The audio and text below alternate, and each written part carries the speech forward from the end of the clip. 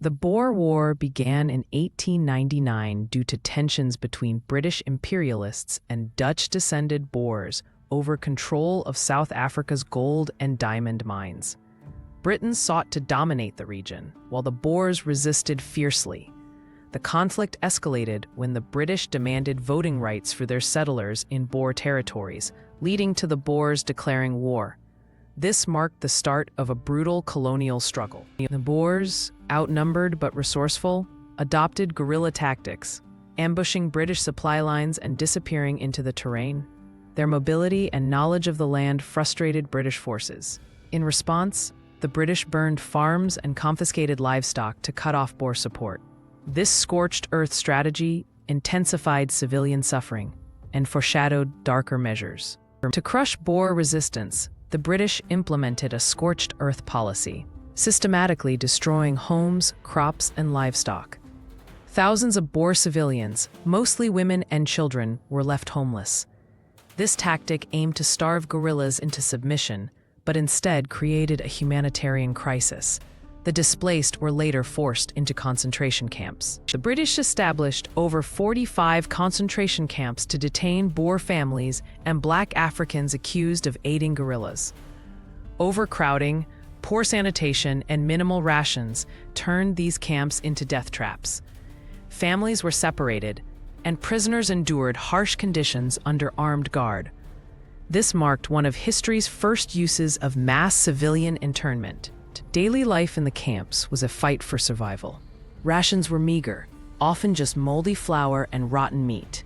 Contaminated water spread diseases like typhoid and dysentery. Children suffered the most, with mortality rates soaring above 50% in some camps. The British dismissed reports of suffering, blaming poor hygiene rather than their policies. Disease ravaged the camps, killing over 26,000 Boer women and children, and 14,000 Black Africans. Mass graves were dug daily, and grieving mothers buried their children with bare hands. The British withheld medical aid, claiming resources were needed for soldiers. This neglect turned the camps into sites of genocide. British activist Emily Hobhouse risked her life to document camp conditions. Her 1901 report exposed the starvation and disease, shocking the British public. She testified before Parliament, demanding reforms. Though officials initially dismissed her, her evidence forced gradual changes. But too late for thousands. Under pressure, Britain improved rations and sanitation in 1901, but mortality rates remained high. Officials downplayed deaths, calling them unavoidable. The reforms were less about compassion and more about silencing critics. By war's end, 10% of the Boer population had perished in the camps.